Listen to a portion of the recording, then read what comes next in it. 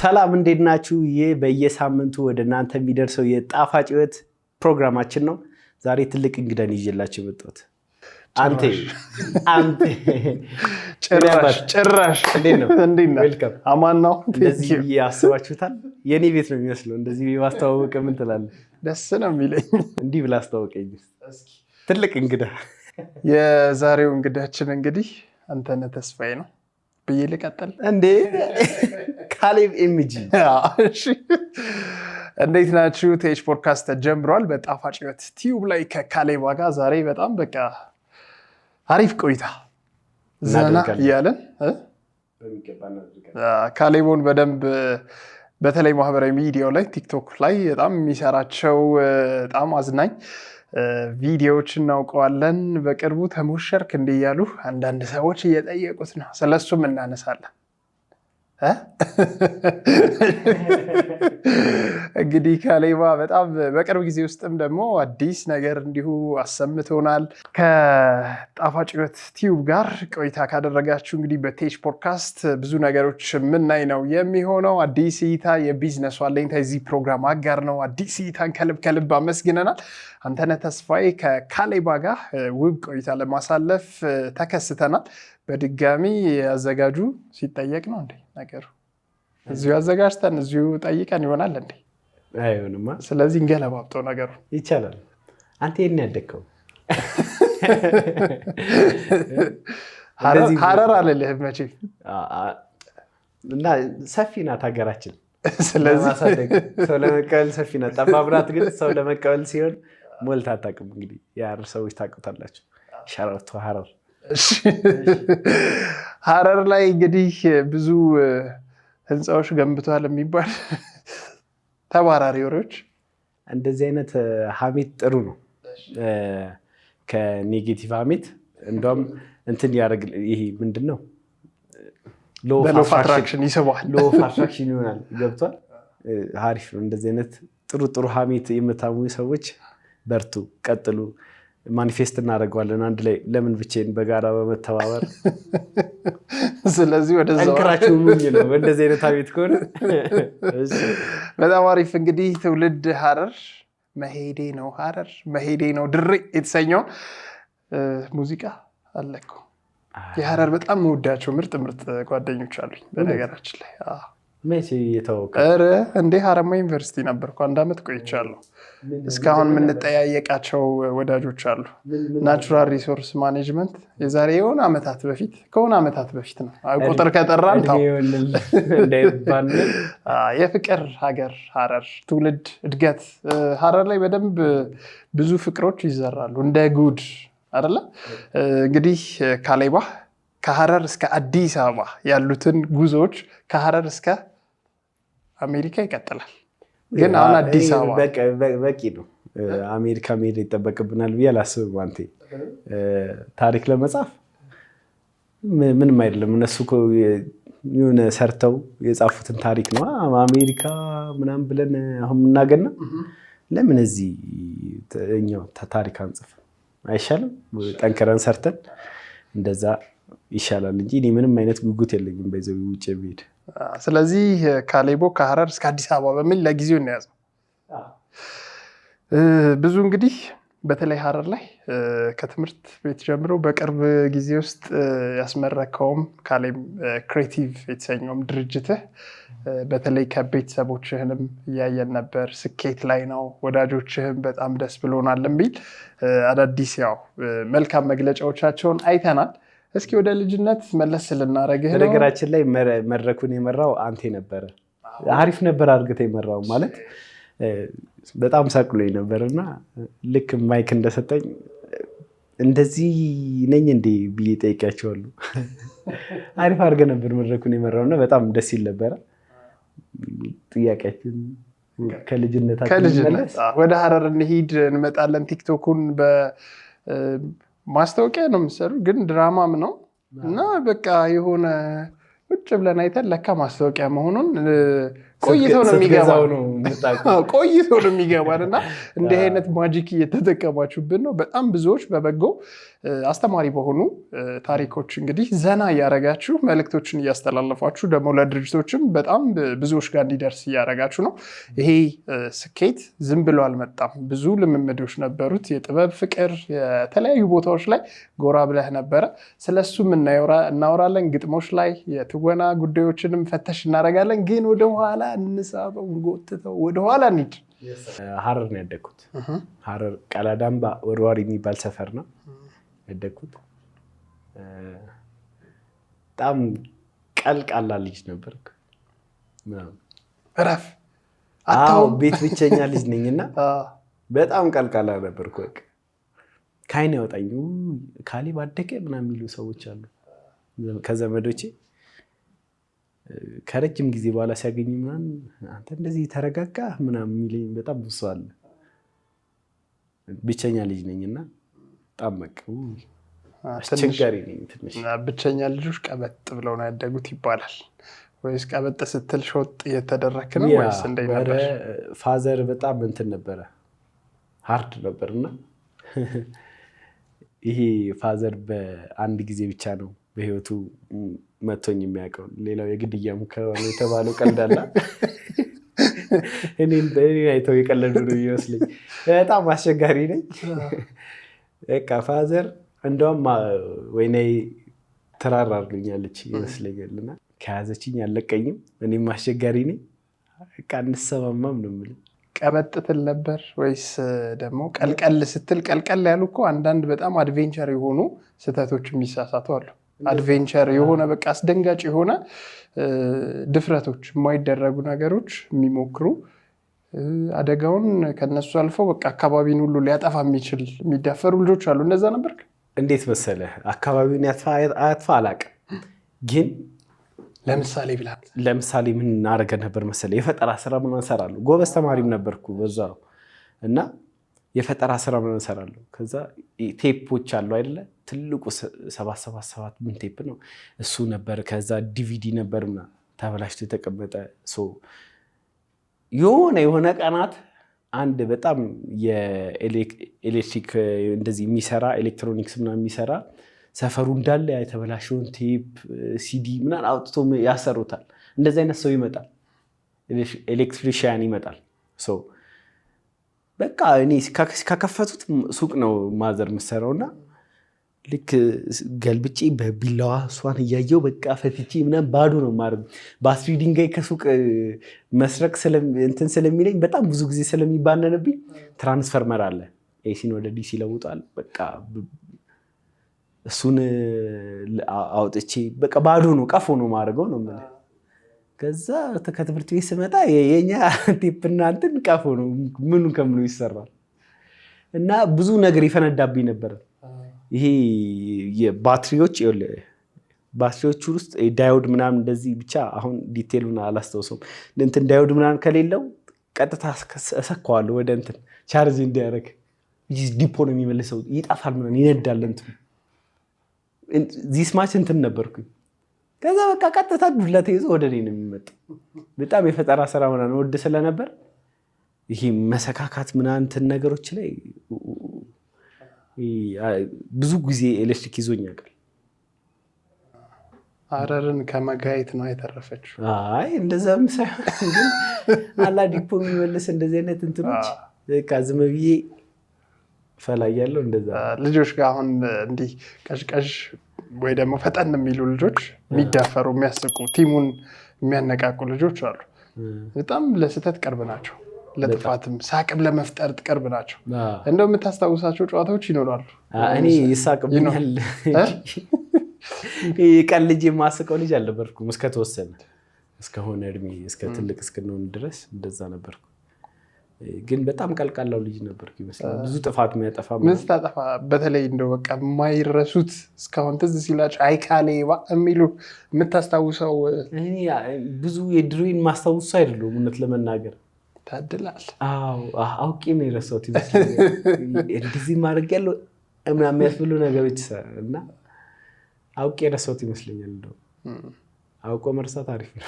አውቆ እና በቃ ብዙ ጥፋት ግን አጥፍቻለሁ። ብዙ ጥፋት ስፔሻሊ ፋዘር እንደወደለት ከሚፈልገው ልጅና እኔ የሆንኩት በቃ ትምህርት ላይ ብቻ ነው አንድ ላስደስተው የምችል ነበር። እሱንም ይሄ በቃ የሆነ የፈተና ውጤቴን እያሰብኩት የሆነ ነገር ዝቅ ካለ ዱላ እንዳለ ሳስብ ለነገ ዛሬ ነው ማጠናው ምናምን። ግን ሁሉ ጊዜ 1 2 3 ምናምን ባልወጣል የሆነ ሀሪፍ 4 5 6 ምናምን እወጣለሁ። አሪፍ ነው እስከተወሰነ ጊዜ ደረጃ ተማሪም የነበርኩበት ታይም ነበር ባይዘው እንደዛ ነውና ከሱ ውጪ እንዳለ በጣም እንትን ነው መሆን የማይፈልገውን ነገሮች ሁሉ ነው የሆንኩበት። በዛ በቃ ዱላ ነበረ በስነ ስርዓት በአግባቡ እያሯሯጠ ነበረ። እንደዛ ነው።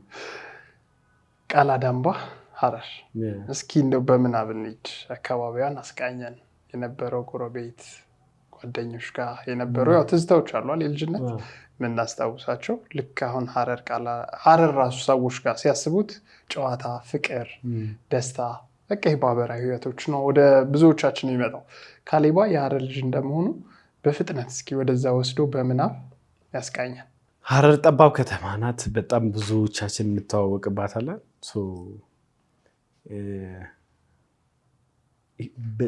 በጣም ይሄ ነገር ማካበድ የማይወድ ማህበረሰብ ነው ያለው። ዛሬውን የሚኖር ሰው ይበዛል። ነገው ላይ ሙጭጭ ምናምን የሚል ሰው ብዙ አታገኝም። ካገኘም ይወጣል የሆነ ሰዓት ላይ ሀገሩን ጥሎ እንጂ ዞር ስትል ዛሬው የሚኖር ሰው ነው የምታየው። በዚህኛውም ዞር ስትል ዛሬው የሚኖር ሰው ነው የምታየው። ስለዚህ እነሱን ለመሆን ነው ብዙ ጊዜ የምጠራው። የቤተሰብ ፑሽ የሚያደርግ ነገር ከሌለ ነገር እንደዚህ መሆን አለብህ ምናምን የሚል ከሌለ በቃ ሁሉም ሰው ዛሬን ስንኖር ደግሞ ምን ይሆናል መሰለህ ሪላክስ ታደርጋለህ። በጣም ስለ ጨዋታዎች ይመጣሉ። ገብቷል።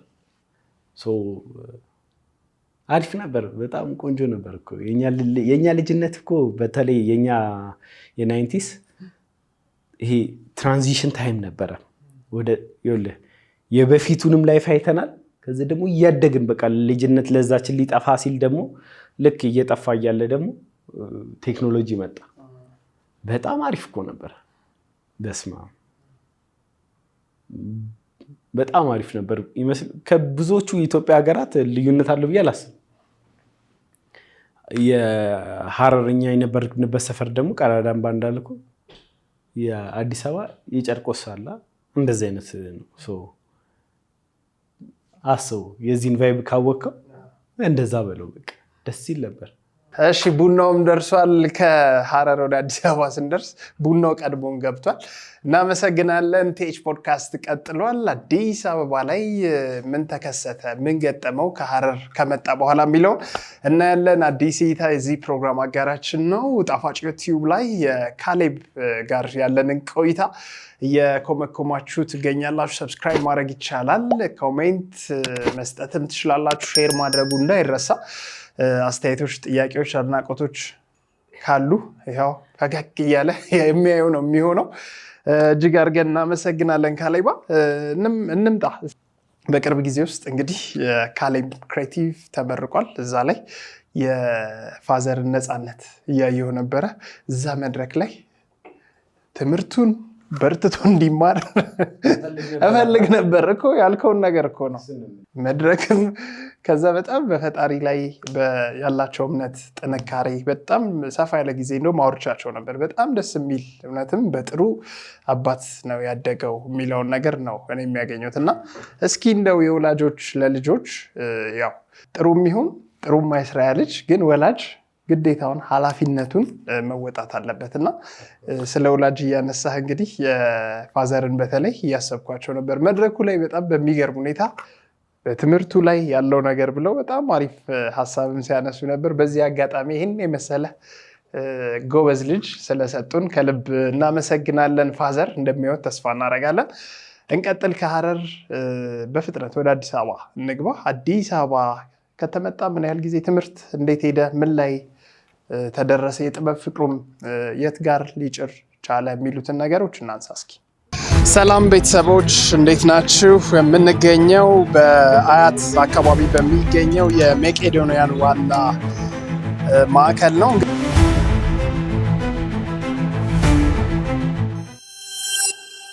እንግዲህ መጋቢት 6 በልዩ ሁኔታ የገቢ ማሰባሰቢያ መርሃ ግብሩ ተዘጋጅቷል። ሁላችንም እንድንሳተፍ ጥሪያችንን እናስተላልፋለን። በነገራችን ላይ በዚህ በመቄዶንያን ግቢ ውስጥ የሚገራርሙ ታሪኮች አሉ፣ የሚገራርሙ ልብ የሚነኩ ብዙ ነገሮች አሉ። እየመጣችሁ ብትጎበኟቸው፣ እየመጣችሁ የህይወት ድንቅ ድንቅ ትምህርቶችን ብትማሩ እጅግ በጣም ደስ ይለናል። በመተባበር እንግዲህ ሁላችንም ይህን የታሰበውን ነገር እንድናሳካ ጥሪያችን እናስተላልፋለን።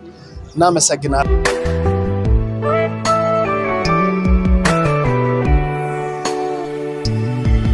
አባት እናቴ እህት ወንድሜ ጭንቁ በርትቶ ውድ ወገኔ እጅ አጥሮታቶ ስለምን ያልፋል ሞት እንደ በአጭር ጊዜ ትርፋማ የሚሆኑበት አዋጭ ቢዝነስ እድል። የወረቀት ዘንቢሎች፣ ነን ወቨን ባጎችና ሌሎችም የቁሳቁስ መያዣዎችን በማምረት አትራፊ የሚሆኑበት ታላቅ እድል በሮን እያንኳኳ ነው። ልብ ይበሉ፣ ከጥር 23 ጀምሮ በየትኛውም ቦታ ፌስታል መጠቀም በሕግ ያስቀጣል። አዲስ እይታ ቢዝነስ አማካሪ፣ አድራሻ ሜክሲኮ ኬኬር ህንፃ ሁለተኛ ፎቅ ቢሮ ቁጥር 227 ስልክ 0978 21 21 21 ህልሞን እንተገብራለን። አዲስ እይታ 10 ዓመታት በስኬት።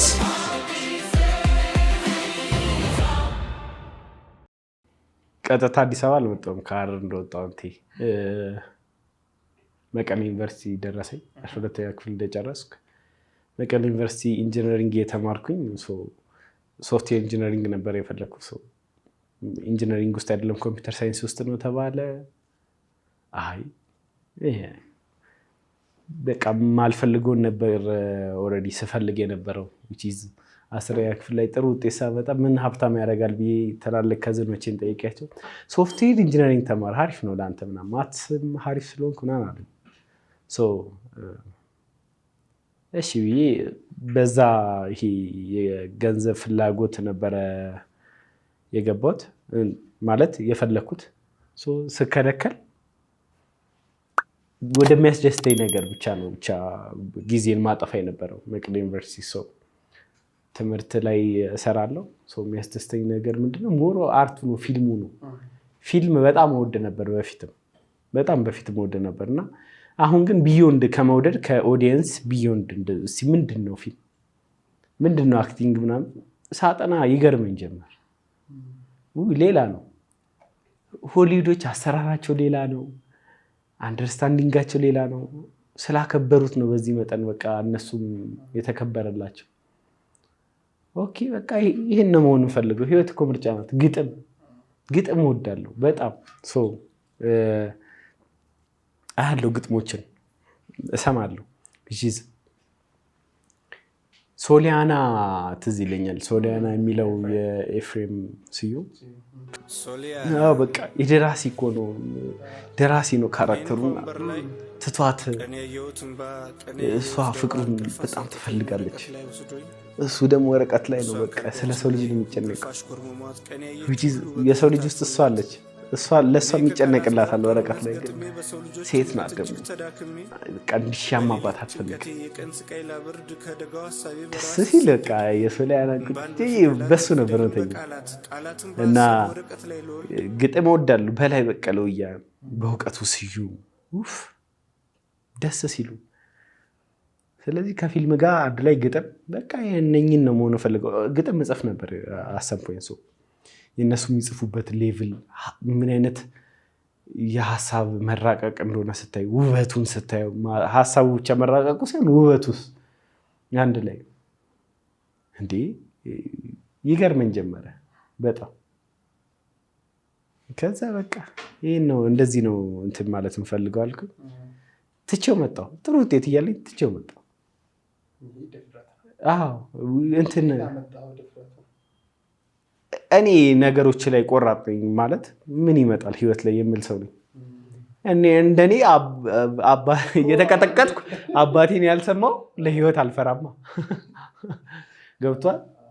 ህይወት ኦልሬዲ በዙሪያ ባለ ነበር የሚመስል አይደለ? ስለዚህ ትልቅ የምትፈራው ነገር አባቴ እንደዛ ሃርድ ከነበር አባቴ ነው ልትፈራ የምትችለው። ገና ለህይወት እንጭጭ ነኝ። ስለዚህ እሱን ካልፈራው ህይወት ምን እንዳላት ራሱ አላውቅም። ገና 18 ዓመት ነው ዩኒቨርሲቲ ስገባ። ከዛ ከትቼው መጣሁ። ፋዘር ተጣሉ። 3 ዓመት ተዘጋጋን። ከዛ በኋላ እንዴት ነው አርት ትለኛለህ እኔ ያለኝ እሱ ኦልሬዲ ከህፃነቱ ጀምሮ የሳለኝ እንዲሆን በጣም ብዙ ቤተሰብ እኮ እንደዛ ነው እኮ ገብቷል። በጣም ብዙ ቤተሰብ እንደዛ ነው። እንድንሆንላቸው የሚፈልገውት ማንነት ኦልሬዲ ሰጥተውን ነው የሚያሳድጉን እና አክሴፕት ማድረግ አይችሉም። የሆነውን አክሴፕት ማድረግ አይችሉም። እድሜ ልካቸውን ልጄ እንደዚህ ነው ብለው ሲኖሩ ነው ያደጉት። ለጓደኛቸው ሲያወሩ ነው ያደጉት። እኔ ሰርፕራይዝ ነው ያደረኳቸው። ከትምህርት ከአንዳንድ ወደ አርቲስት ነው መሆን ፈልገው አትቀልዶ ነው እንዳለኝ ፌሻል ሪያክሽን ነው ግን የምር እንደዚህ በስተጀርባ ሳይሆን እንዲህ በእንትን ካሌው ልጅ ተጫዋች እኮ ነው ምናምን ያለኝ ነው። አርቲስቱ ነው መሆን ፈልገው በቃ 3 ዓመት ከዛ በኋላ የለም እና ከባድ ነበረ። ከዛ አዲስ አበባ መጣሁ። ማዘርን በቃ አስተምሪኝ አልኳት። የፊልም ትምህርት ቤት ገባሁ። ቶም ፒያሳ እዛ ገባሁ። ከዛ በራሴ በጣም ነበር ማጠናው። ፊልም በደንብ አጠና ነበር። የኢንተርኔት ዘመን አይደለ? ሁሉ ነገር አለ። ከዛ ደግሞ በቃ አንድ ልጅ አይደለው ተማር ምናምን አለች ማዘር። አካውንቲንግ ገባሁ። በአንድ ወሬ ሚድ ለፈተና ገብተን ገና ፈተና እየታደለ አየሁትና እንደዚህ አየኋቸውና እኔ እዚህ ጋር ቦታ የለም ብዬ ተነስቼ ወጣው። ከዛ ደወልኩላት ማዘር ጋር ወይኔ ሸተሾም ልጅሽ እንደዚህ የሆነ ትምህርት ይማራል ብለሽ እንዳትጠብቂ፣ በቃ ከዚህ በኋላ ምትወጂኝ ከሆነ ፊልም ነው የምፈልገው፣ እሱን በቃ አክሴፕት አድርጊ አልኳት። እናት አይደለች ሳትወድም ቢሆን በግዷ የሆነ ያ ደግሞ ያን ጊዜ እንትን ነበር ገብቷል። የቤተሰቦቼ ጉጉት አይገባህም ምናምን የራስን ነገር ብቻ ነበር የምታየው። ሰው ፊልሜን ተማርኩኝ። ኮሮና ከመጣ በኋላ በቃ ተማርልኝ፣ እንዴትም ብለህ ተማርልኝ። ጫና በረታባት ጀመረ። አንቺ ነሽ ልጁን እንደዚህ ነው ምናምን ያ ይባላል። ነፃነት ይባላል። ኦኬ ብዬ ማርኬቲንግ ከሰው ጋር ኮሚኒኬሽን አሪፍ ነኝ መሰለኝ። ማርኬቲንግ ኦልሬዲ እናትና አባቴ ነጋዴ ስለሆኑ ማርኬቲንግም ገባው። ደባሌም አብሮኝ የነበረኝም ደባል ማርኬቲንግ ነበረ የሚማረው። ኦኬ ቀለል አድርጌ እሱን ማለፍ እችላለሁ በደንብ ሳልጨን። ከዛ የምፈልገው ህልሜን ማሳካት ላይ ፎከስ ማድረግ እችላለሁ እና እንደዛ ገባው። 2 ዓመት ወደኋላ ላጋ አድርጌያለሁ ትምህርት ላይ ማርኬቲንግ የተማርኩ። ፊልሙ ትምህርት አልቋል። እስከምፈልገው ድረስ ተምሬያለሁ። ቶም ምን ነበር የተማርከው? ሲኒማቶግራፊ፣ ዳይሬክቲንግ፣ ስክሪፕት ራይቲንግ፣ አክቲንግ እንደዚህ ግን ዲቴይሉ ሞር ካሜራ ላይ ነው ቶም ፎከስ የሚያደርገው። እንደዛ ነበር እና እኔ ሌላውን ግን በራሴ በጣም እጽፍ አነብ ምናምን ስለነበር ተምሬ ነበረ። ታይም ያስፈልጋል በጣም። ስለ አርቲስት ልሁን ካልክ አሁን ሶሻል ሚዲያ ላይ ነው እኮ ያለሁት። ምንም ልስራ ምን ግን ህልሜ ጋር አልደረስኩም ገና። ስለዚህ ህልሜ ጋር ለመድረስ የሆነ ታሪክ እናገራለሁ ካልክ፣ ጸሐፊ ነኝ ካልክ የሆነ ታሪክ ተናጋሪ ነህ፣ አክተር ነህ ካልክ ስቶሪ ቴለር ነህ። መጀመሪያ መስማት አለብን ለመናገር፣ ለመስጠት መቀበል መጀመሪያ አንተ መያዝ አለብን። አነባለሁ፣ በቃ መጽሐፍ አነባለሁ። እንዴት መናገር እንዳለብህ ማወቅ አለብህ። ትማራለህ። እነኚህ ነገሮችን ጊዜን ይፈልገዋል። ነጠል ብሎ ይፈልጋል ነገርየውና እንደዛ ነው። ከዛ ማርኬቲንግ ቀጠልኩ ማለት ነው። ማርኬቲንግ እየተማርኩ ግን በስተጀርባ ቁጭ ብዬ ልቦለድ ይዤ ነው የምገባው ክላስ ውስጥ። ከዛ ወረቀት አለ ግጥም ምናምን ነበር መጽሐፍ የፊልም ስክሪፕቶች አሉኝ የጻፍኩት። ሰው እንግዲህ በዚህ ጉዞ መሀል 3 ዓመት ኮስተር ብላችሁ የተኮራረፋችሁት ከአባትህ ጋር አንተ ህልምህን የምትወደውን የምትፈልገውን ነገር በመኖር ውስጥ ውጤት ማምጣት እችላለሁ የሚለውን ነገር ይዘሃል። አይ ያንተ የስኬት ቦታ ደግሞ ይሄ ነው የሚል ነገር ከአባት ጋር እንግዲህ ለ3 ዓመት ያህል ያዘጋጋችሁንም ነገር ተፈጠረ። በዚህ መሀል እንግዲህ ዘመኑ አሁን ላይ የቴክኖሎጂ ነው። ብዙ ነገሮች ሲቀየሩ እያየን ነው። ብዙ ነገሮች ከቶም ከተማርክ በኋላ ቲክቶክ እንዴት ተጀመረ? ቶም ከተማርኩ በኋላ ማርኬቲንግ ነው የጀመርኩት። ከዛ እየተማርኩኝ ማርኬቲንጉን 4ኛ ልመረቅ 1 ዓመት ቀረኝ። በቃ ስወጣማ ከቤተሰብ ገንዘብ እየተቀበልኩ ብዬ አክቹሊ ቲክቶኩን ገንዘብ ሰራበታለሁ። ገንዘብ ሰርቼበት የራሴን ፊልም እሰራለሁ፣ የራሴን መጽሐፍ የግጥም አሳትማለሁ ምናምን ብዬ ነው የጀመርኩት። በዚህ 2 ዓመት ከ5 ወር ውስጥ እንግዲህ በሚሊዮኖች የሚቆጠሩ ፎሎወርስ እንዲሁ አሉ። ከዛ ባለፈ በጣም ከ100 በላይ የሚቆጠሩ ድርጅቶች ደግሞ ከአንተ ጋር አብረው ማስታወቂያዎች ሰርተዋል።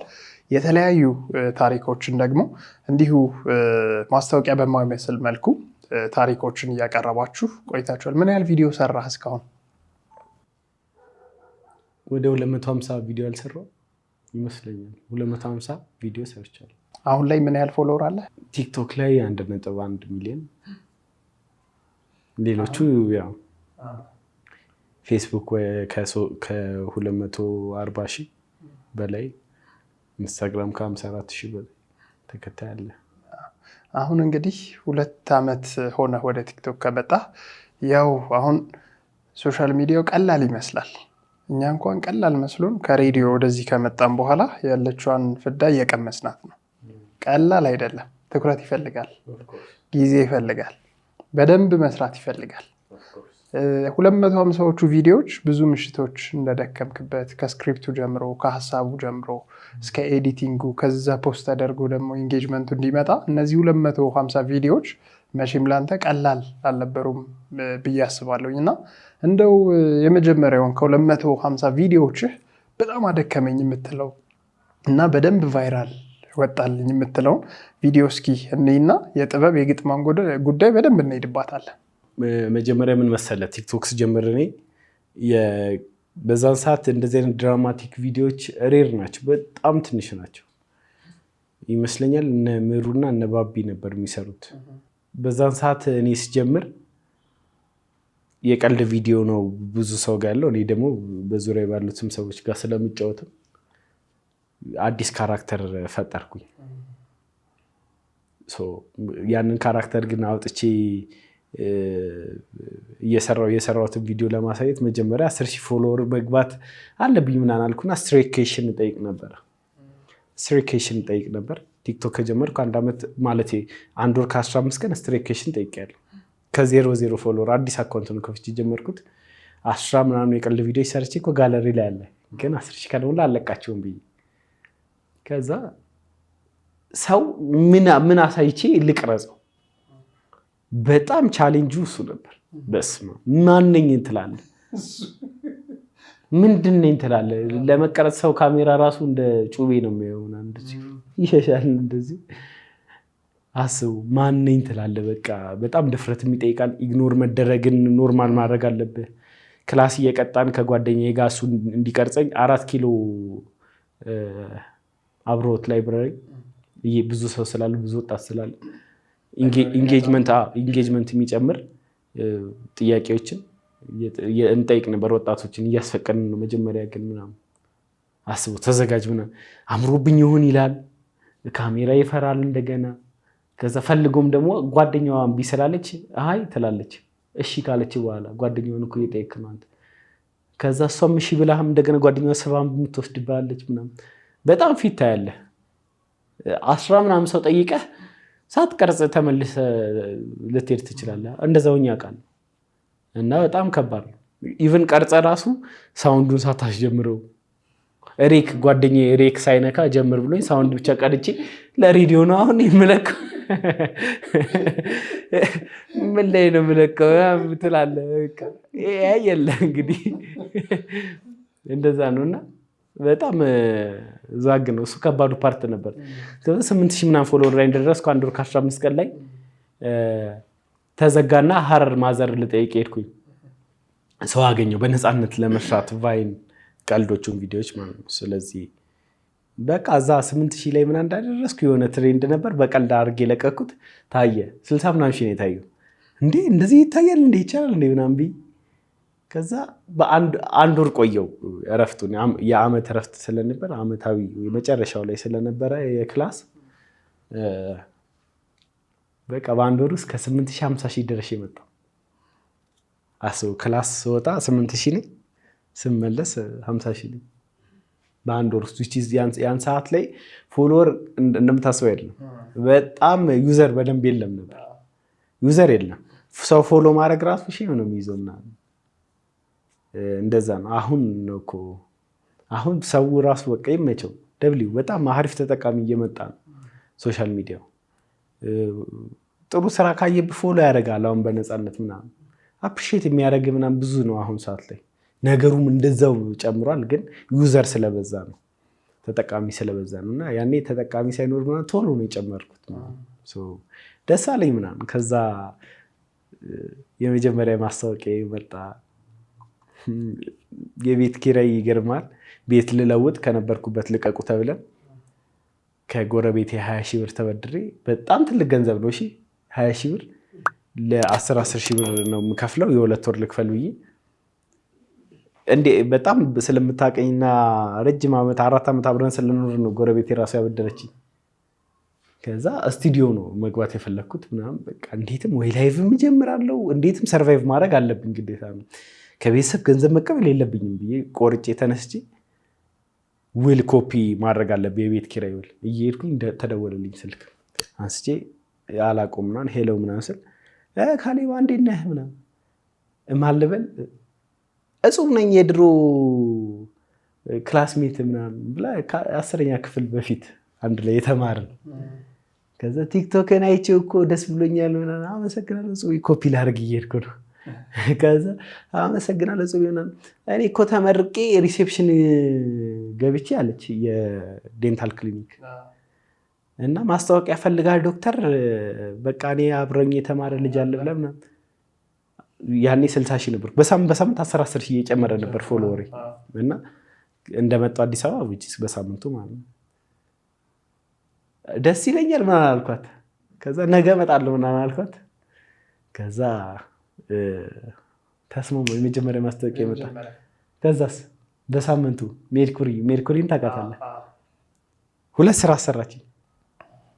የመጀመሪያው ቆይ ዴንታሉ ማን የሚባል?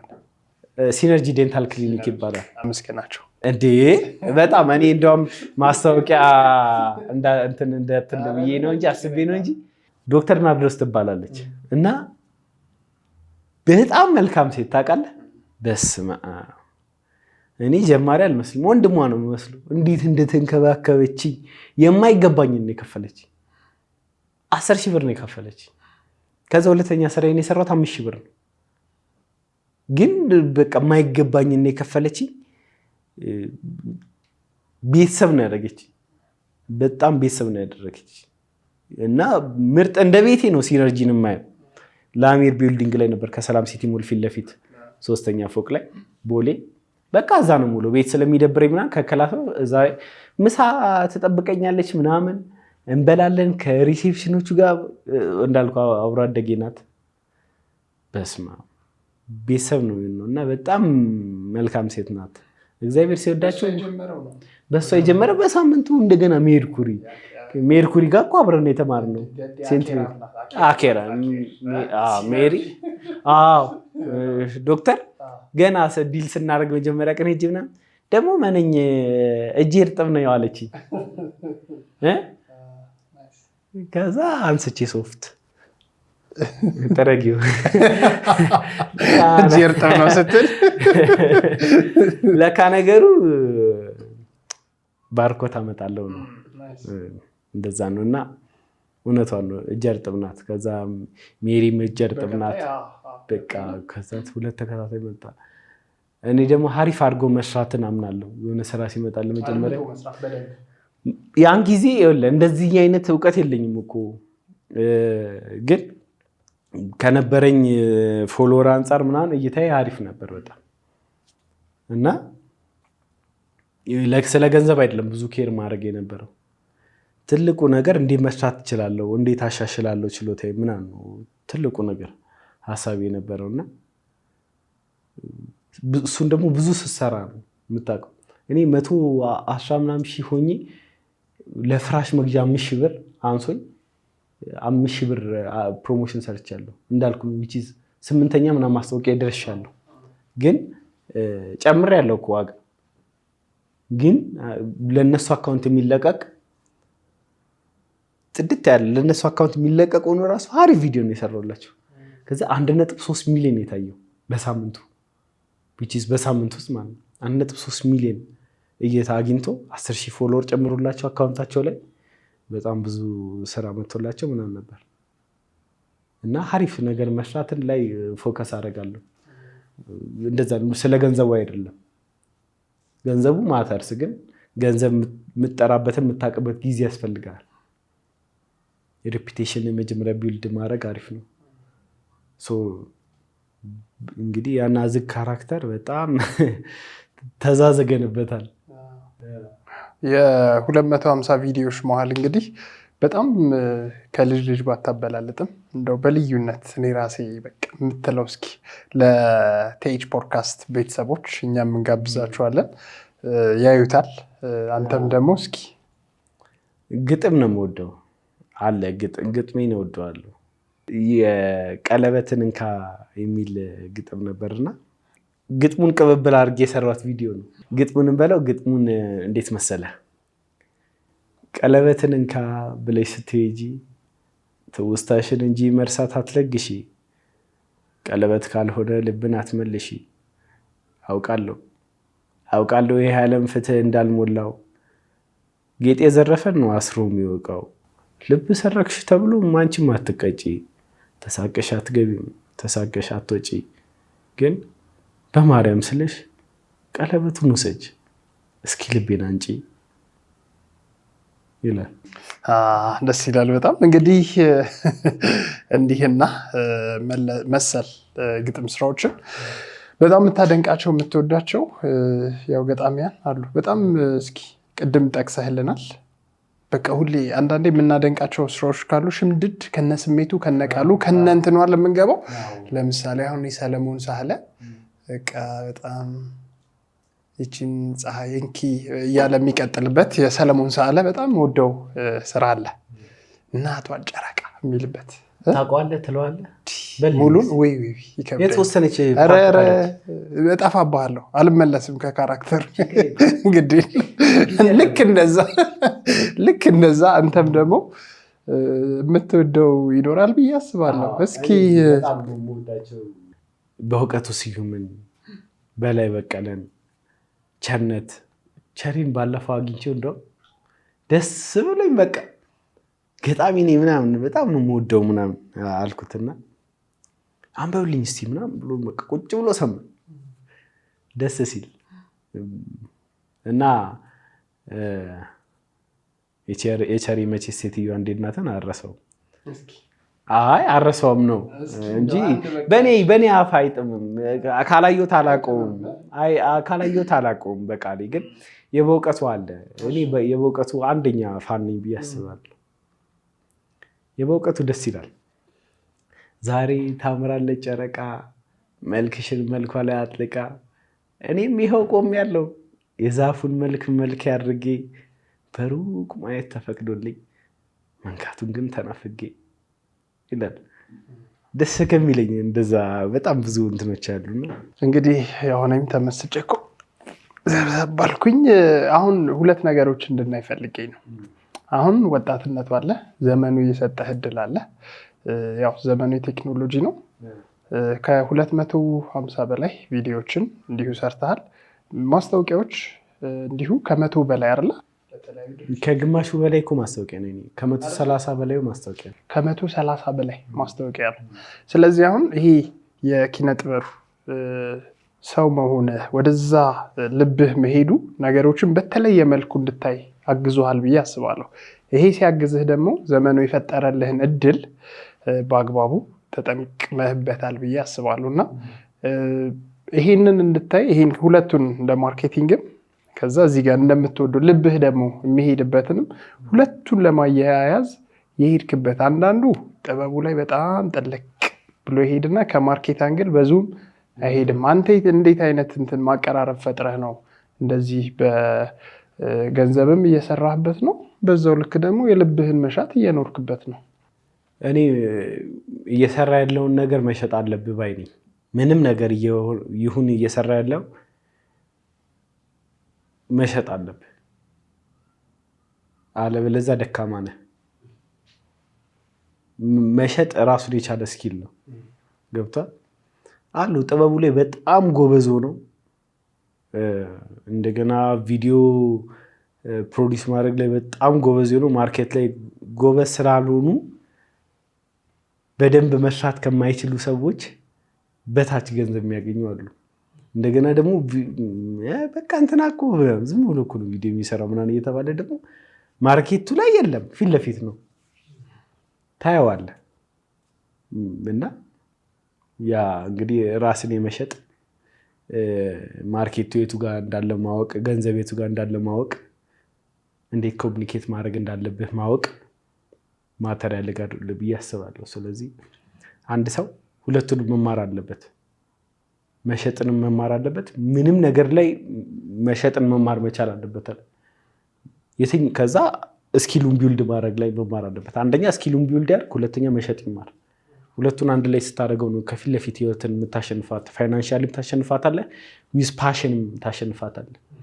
ሰላም ቤተሰቦች እንዴት ናችሁ? የምንገኘው በአያት አካባቢ በሚገኘው የመቄዶንያን ዋና ማዕከል ነው።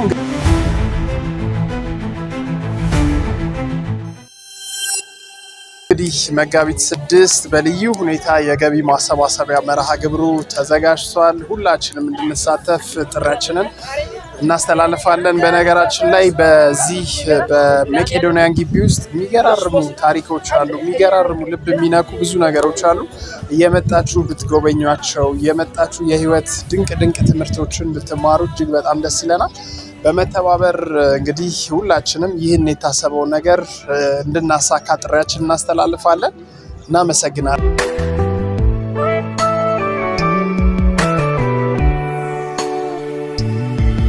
አባት እናቴ እህት ወንድሜ ጭንቁ በርትቶ ውዱ ወገኔ እጅ አጥሮታቶ ስለምን ያልፋል ሞትን በአጭር ጊዜ ትርፋማ የሚሆኑበት አዋጭ ቢዝነስ እድል። የወረቀት ዘንቢሎች፣ ነን ወቨን ባጎችና ሌሎችም የቁሳቁስ መያዣዎችን በማምረት አትራፊ የሚሆኑበት ታላቅ እድል በሮን እያንኳኳ ነው። ልብ ይበሉ፣ ከጥር 23 ጀምሮ በየትኛውም ቦታ ፌስታል መጠቀም በሕግ ያስቀጣል። አዲስ እይታ ቢዝነስ አማካሪ፣ አድራሻ ሜክሲኮ ኬኬር ህንፃ ሁለተኛ ፎቅ ቢሮ ቁጥር 227፣ ስልክ 0978 21 21 21። ህልሞን እንተገብራለን። አዲስ እይታ 10 ዓመታት በስኬት።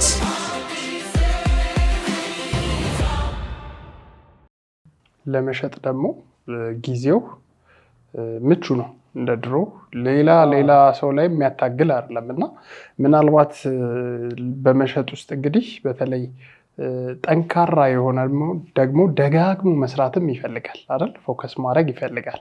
እነዚህን ሁሉ እንግዲህ ሲዋሃዱ የተሻለ ውጤት ማምጣት ይቻላል። በዚህ ጋር የልብን መሻት፣ በዚህ ጋር ደግሞ የመሸጥን አቅም ስናመጣው በደንብ የመፍጠር አቅምህ ከፍ እያለ ይሄዳል። የተሻለውን የምትወደውን እዚህ ጋር በነፃነት ፕሮዲውስ ማድረግ ባለብህ ልክ ፕሮዲውስ ታደርጋለህ።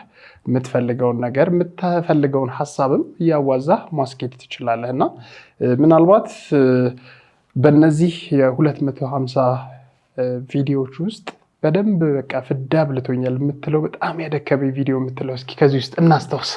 እኔ እንጃ አንተ አንጻራዊ ሊኖር ይችላል እንጂ እኔ ታሪክ ስጽፍ እንዴት መሰለ ብዙ ገንዘብ ማላወጣባቸውን ብዙ ሎኬሽን የማይፈልጉ ሀሳብ ላይ ተመስርቼ ነው ምጽፈው።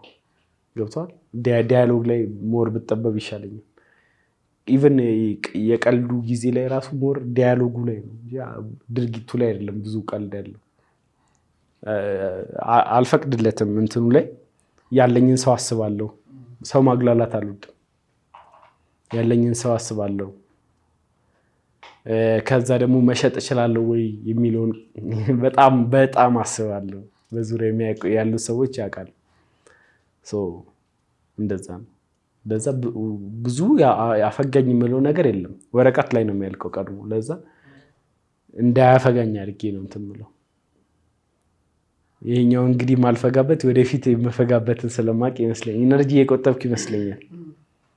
እንደዛ ነው። በጣም አሉ ጎበዝ ነው የሚሰሩ ጓደኞቼ። እነዚህ ሳይ በጣም ፍግት ብለው ኦዲየንሱ የሚገባውን ነገር ይሰጣሉ። እኔ ገና ሀሳቡ ሲመጣልኝ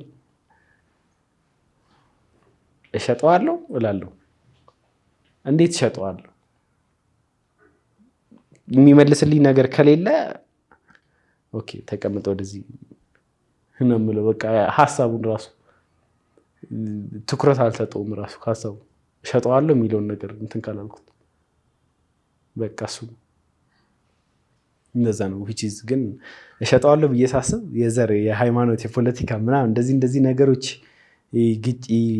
ሪል ላይፍ ኮንፍሊክቶች ምናምን ነገር ያሉበት ከሆነ በሸጠው ራሱ እሱንም አልፈልገውም። ኒውትራል ሆኜ የምሸጠው ሀሳቡ ቀለል አርግቶ የሚመጣልኝን ሀሳቦች እንዳለ እየሸጥኩኝ የምፈልገውን የወደፊት ህልሜን ማሳካት ነው የምፈልገው አሁን ሰዓት ላይ። ለዛ ከሱ አንፃር ያን ያህል ያፈገኝ የለም። ፈጋው ብልህም ኢንታይትልመንት ነው የሚሆነው። እሺ ቴጅ ፖድካስት ላይ ነው ያለ ነው። አዲስ እይታ የቢዝነሱ አለኝታ የዚህ ፕሮግራም አጋር ነው። ጣፋጭ ህይወት ቲዩብ ላይ ከካሌብ መስፍን ጋር ቲክቶከር ነው። የራሱን የካሌብ ክሬቲቭ የተሰኘ ድርጅት በቅርቡ እንግዲህ እንደመሰረተ ወዳጆቹ፣ ቤተሰቦቹ፣ አድናቂዎቹ በተገኙበት አስመርቋል። እንግዲህ ከ200 በላይ ቪዲዮዎችን ሰርቷል። ከ100 በላይ እንዲሁ ማስታወቂያዎችን ለተለያዩ ድርጅቶች ሰርቷል። የምር ክሬቲቭ ነው ይሉታል ብዙዎች። እሱም ደግሞ እሱን ለማሳየት ይመስላል ካልኤም ክሬቲቭ የተሰኘውን ድርጅት የመሰረተው። እንግዲህ አዲስ እይታን የዚህ ፕሮግራም አጋር ነው። ከልብ አመስግነናል። የመጀመሪያ ክፍያ ሲከፈለው በ10,000 ብር ተከፈለው። ከ100 በላይ ማስታወቂያዎችን ሲሰራ አሁን ለመጨረሻ ጊዜ ይህን ቀረጻ ከማድረጋችን በፊት የመጨረሻው ክፍያ ስንደረሰ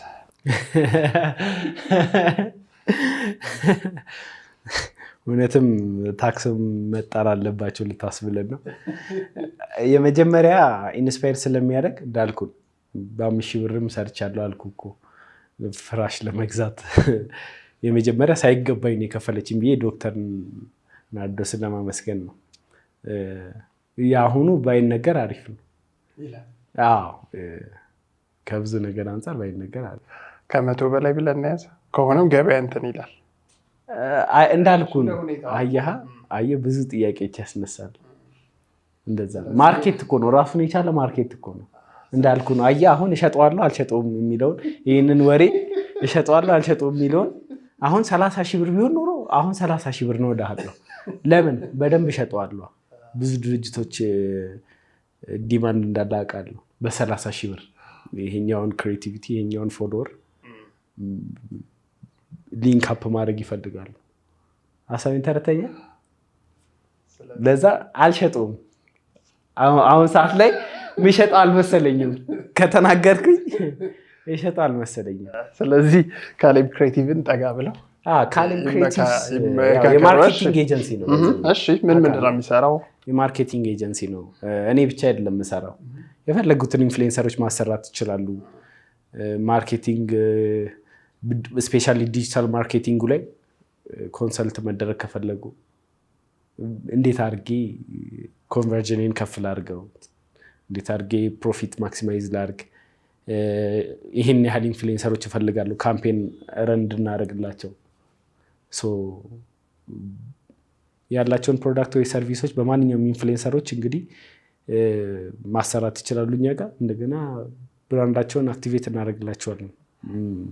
ብራንድ አዌርነሱን በዲጂታል በሆኑ ማስታወቂያዎች፣ በኢንፍሉዌንሰር ማስታወቂያዎች እና በሶሻል ሚዲያ በራሳቸው ማኔጅ በሚደረጉ በሚሰሩ ማስታወቂያዎች ብዙ ሰው ጋር እንዲዳረሱ እናደርግላቸዋለን። ብራንዳቸውን ጠብቀን ይሄንን ይመስላል። ናይስ። በልዩ ሁኔታ ደግሞ እንግዲህ አንተ ጋር የሚሰሩ ድርጅቶች ምናልባት አክቲቬሽንም የሰሩ ካሉ መጥቀስ የምትፈልገውም ካለ ለእንትን የሚሆን እሱ ካምፓኒ ፕሮፋይል አለ። ማንኛውም ድርጅት እንግዲህ ሲመጣ እሱን እናሳያቸዋለን። አሁን ደግሞ በደንብ ስናመጣው ነገርየውን ያዝ ስናደርገው በአንተ ማስታወቂያ አይተው ሄደው ሰምተው አትርፈናል ብለው ድርጅቶች ደውለው ይነግራሉ ሲያተርፍ። ኧረ ብሉም ሱፐርማርኬት ነበር አንድ ለምሳሌ ልንገርህ።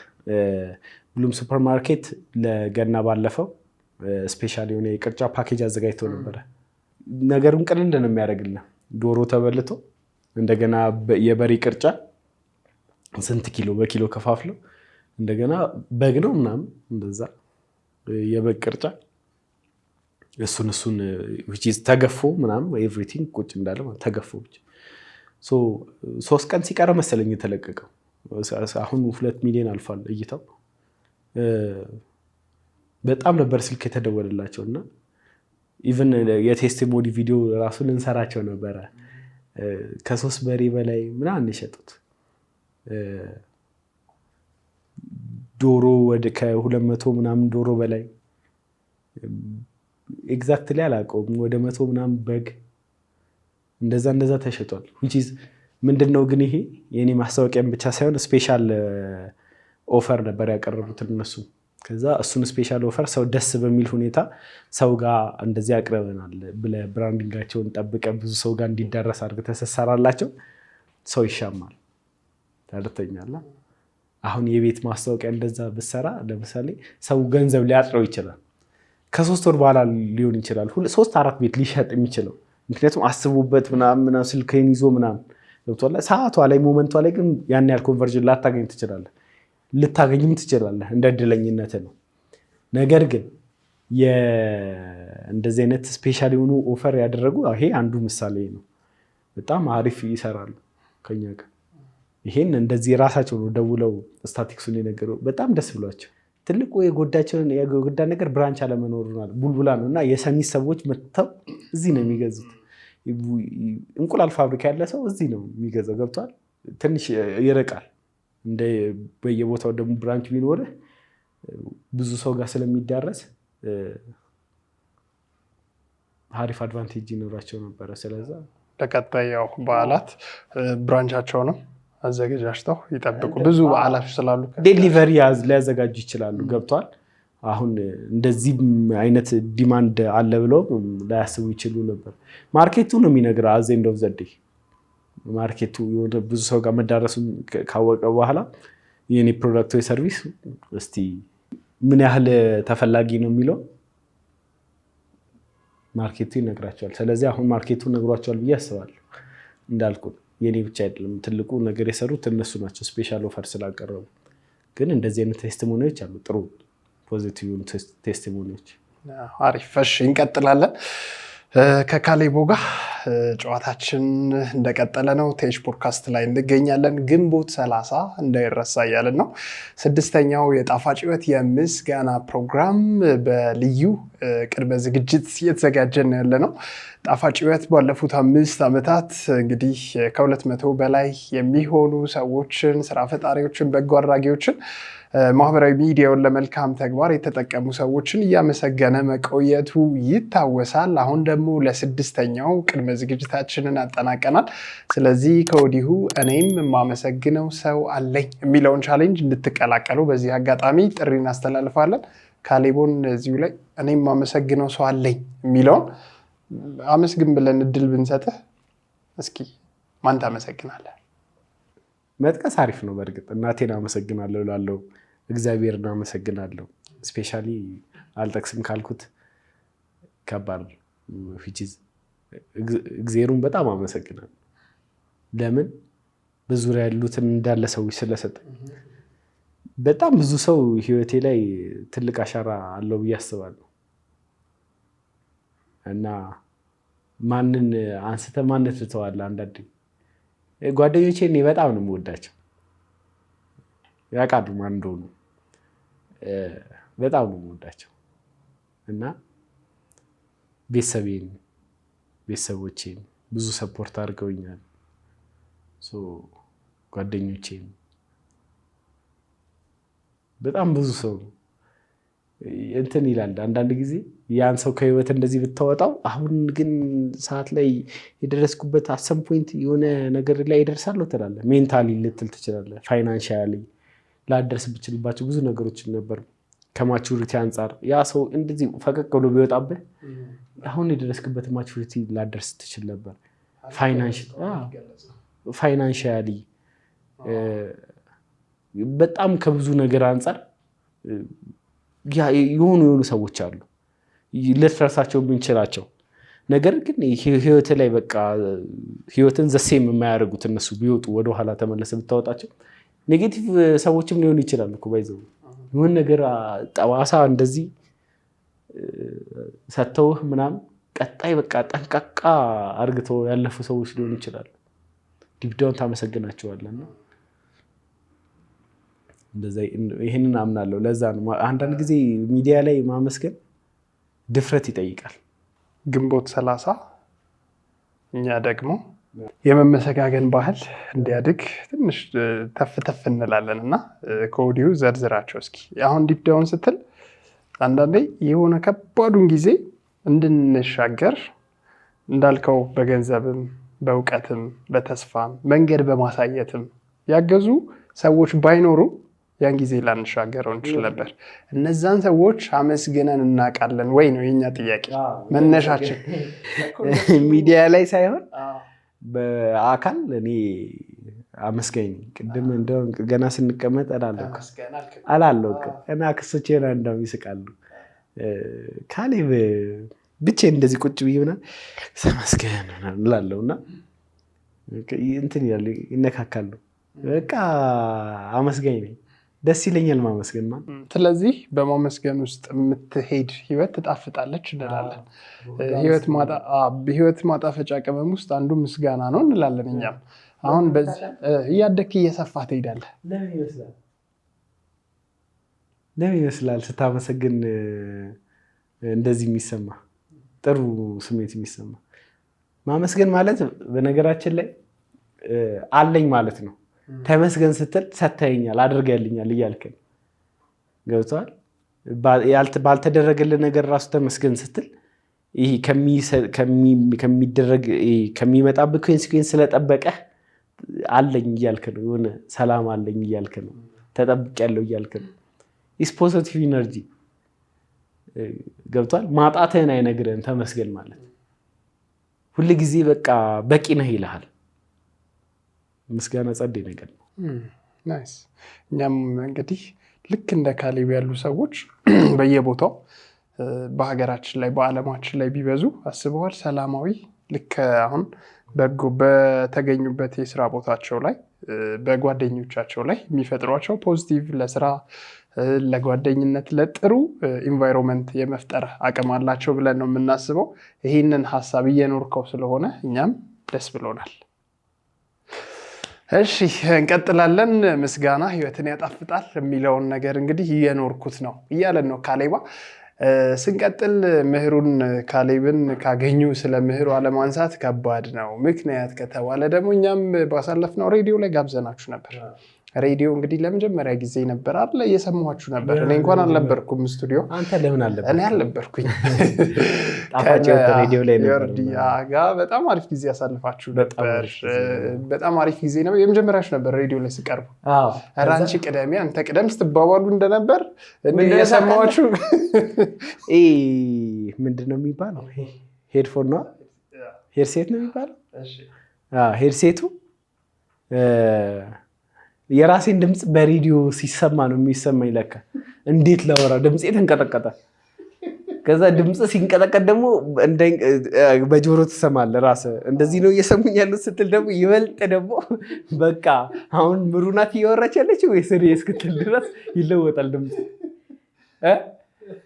እንደ ቮይስ ኦቨር አትገባው እንደ ቀርተህ እንደ ቲክቶክ ቪዲዮ ላይቭ ነበረ። ኧረ በመድኃኒዓለም የሆነ ሰዓት ላይ አወለኩትና አይ ሰው አንተን አልኩትና የራሴን መጫወት። ከዛ እዚህ ጋር በቃ ዝም ብዬ ህይወቴ መኖር ጀመርኩ። ከዛ ነው የተረጋጋሁት። አንተ ኧረ በስመ አብ እንደዚህ አድርገህ ምናምን አይመጣ ካለመድከው በጣም ከባድ ነው። እናንተ ትሆናላችሁ የለመዳችሁት የጋዜጠኝነት ትሆናለህ እንትና ነገሩ ምናምን ትሆኑ ደስ ይላልና እኔ በቃ በጣም የራስን ድምፅ እንደዚህ ላይቭ ስትሰማው በሬዲዮ ደስ የሚል ትዝታ ነበረ። እኔም እየሰማኋችሁ ነበር። በጣም አሪፍ ጊዜ ነበረ። እንግዲህ በቅርቡ ተሞሽረዋል ሚሉ አደል ቀዩ የት ላይ ነው ያለው? አደል ቀዩ ሁሌ እንትን ይላል። አደል ቀዩ ከየት እንዳመጡት እኔ አላውቅም፣ ግን በቅርብ የሆነ ፊልም ላይ ነው የሆነ ሰው በቃ ሲለኝ በቃ ለምጄ አደል ቀዩ ማለት ጀምሬያለሁ። እና ተረሳ እንዴ? አይረሳም። ካሌቦን አንስቶ ምህሩን አለማንሳት ይኸው እኔ እንኳን ሬዲዮ ላይ ትዝ አለኝና አብራችሁ በጣም የመጀመሪያ ጊዜ ነበር። ግጥም ስታቀርቡ ነበር። በጣም ደስ የሚል ቆይታ ነበር። በቅርቡም ተከታታይ እሷም ብዙ ምርቃቶች ከዛ በኋላ በቅርቡ ጠብቁ ብላ ነበር። መጽሐፍ አስመረቀች አይደለ? ምን መጽሐፍ ብቻ የሱ ሲገርመን በላዩ የቢዝነስ ጉዳዮችን ፀጉር ቤት ከፈተች። ከዛ ሰሞኑን በጣም ብዙዎች አይተው የወደዱትም ደግሞ እነዚህ ሰዎችማ አይ አምርረውታል የሚል ኮሜንት አየን ከታች። እንዲው ጣፋጭ እንደ ጥንቅሽ ላለያንቺ የማርሸት ለአንቺ ልኖር። ከዛ ደግሞ ስናይ የሜርኩሪ ሱቅን እያስተዋወቃችሁ ሆነ። ከጀርባ እንዴት ነው ነገሩ? ኧረ አብራሩልን፣ ግልጽ አድርጉልን እባካችሁ። እንዳልከው ነው። አቴንሽን ይሸጣል። አቴንሽን ነው የሚሸጠው። ለሜርኩሪ ብራይዳል ኤንድ ፒክቸርስ አሪፍ ማስታወቂያ ነው የሚላት። በደንብ ነው የጮህላት። እኔና ምሩን ብዙ ኮሜንቶች እንደዛ ይበዛሉና በቃ እንደዛ አሁን እንዳልከው ተጋቡ ብለን ለሷ ነው ማስታወቂያ የሰራንላት ለሜሪ። አዎ በጣም እንዴ ሜሪ የታችን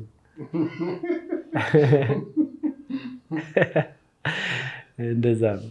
ናይስ። እሺ እንቀጥል። እንግዲህ ያው በካሌብ ክሬቲቭ ሲመረቅ ተፍ ሲሉ እንደ እንግዳ ሳይሆን እንደ ባለ ጉዳይ ሆነው ሲያስተባብሩ እዛም ጎርደድ ሲሉ ካየናቸው ሰዎች ውስጥ አንዷ ምህሩ ነበረች። ሌላ ሰው አይጠራም እንዴ? ብዙ ሰው ነበር እኮ። እሷ ናት የታየችኝ። ወደዛም ስዞር ወደዚህም ስዞር የማየው እሷ ትወዳታለህ ይመስላል። አድናቂዋ ነኝ በጣም። እንዲህ ምህሩን አለመውደድ አይቻልም። በጣም እንዴት መሰለህ ጀማ ውስጥ እንትናችን ናት፣ ቅመማችንም ናት። ምሩ በቃ በጣም ብዙ ሰው ነው የሚወዳት። የሰው ፍቅሯ ያስቀናል። በጣም ብዙ ሰው ነው የሚወዳት። ለዛ ነው ያልኩ ምሩን አለመውደድ አይቻልም ያልኩ። ኔጌቲቭ ነገር አሰራም አታያትም። የፍቅር ነገር ነው ሁሌ የምሰራው። ፍቅር ነው ፕሪች የምታደርገው። ሰው ይመቻታ። ሻራውቱ ምሩ ይመቻታ። ስሙኒ ነው የምላት። ስሙኒ ይመች ታታል እንግዲህ። እሺ እናመሰግናለን ካሌባ። ምናልባት በቅርብ ጊዜ ውስጥ እንግዲህ በካሌብ ክሬቲቭ አዳዲስ ነገሮችን ያው የማርኬቲንግ ኤጀንሲ እንደሆነ የተለያዩ ድርጅቶች አብረው እየሰሩ እንደሆነ እናውቃለን። ወደ ዲጂታሉ ዓለም ሊገቡ እያሟሟቀው ያሉ ቆይ ዛሬ ቆይ ነገ ብለው እየፈለጉ ግን ደግሞ የሆነ የያዛቸው ነገር አለ። እነሱን አንተን አግኝቶ ለእነሱ የሚሆን መልእክት ሳታስተላልፍ መለያየት ትንሽ ኪሳራ ስለሚሆንብን በተጠና ቅድመ ዝግጅት ነው እንግዲህ አንተም በደንብ ብዙ ስክሪፕቶችን ቀን ማታ ጽፈ ሰርዘ አቃጥለ ቀደ ምናምን ብዙ ድካሞች እንደሚኖሩት ይታወቃልና ሊጀምሩ የፈለጉ አቅሙ ያላቸው ግን የሆነ የተሻለ ጊዜ ለሚጠብቁ ሰዎች ምን ትላለህ? አዲስ ለሚጀምሩ ልጆች ብዙ ቻሌንጅ ሊኖረው ይችላል ሶሻል ሚዲያው። እመኑኝ ግን ውስጣችሁ ካለው ፍላጎት ጭራሽ አይበልጥም ያ ቻሌንጅ። ሁልጊዜ ውስጣቸው ያለው ፍላጎት እንደሚያሸንፍ አልጠራጠርም። ግን አሴም ታይም ደግሞ ከቻሌንጆቹ መካከል ትልቁ ጀጅመንት ነው። ከአንድ ዓመት በኋላ ራሳችሁን ዞር ብላችሁ ብታዩት የአሁን ሰዓት ላይ የምፈልጉበት ሰዓት ላይ ጀምራችሁ ቢሆንና ከአንድ ዓመት ከተቆጠረ በኋላ ዞር ብላችሁ ብታዩት በጣም በብዙ ነገር ተሻሽላችሁ ሊሆን ይችላል። አሁኗ ላይ ሆናችሁ ግን ከአንድ ዓመት በኋላ የምትሆኑትን ማንነት አጠብቁት። ምክንያቱም መሄድ አለባችሁ፣ መጓዝ አለበት። ለመድረስ ሰው መጓዝ አለበት።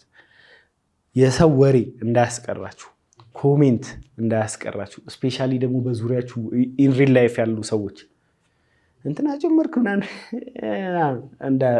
ምንም እንዳይመስላችሁ።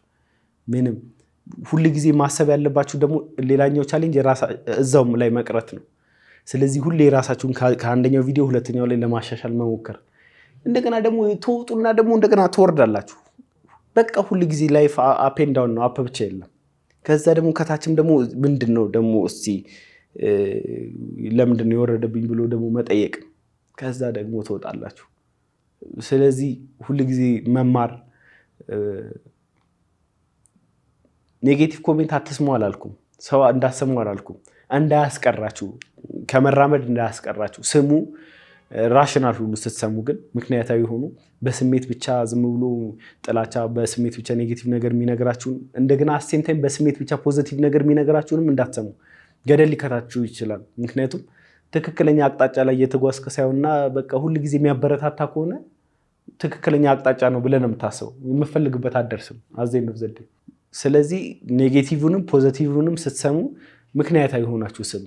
አትሊስት የሚጎዳችሁና የሚጠቅማችሁን ለመለየት ማለት ነው። ምክንያታዊነት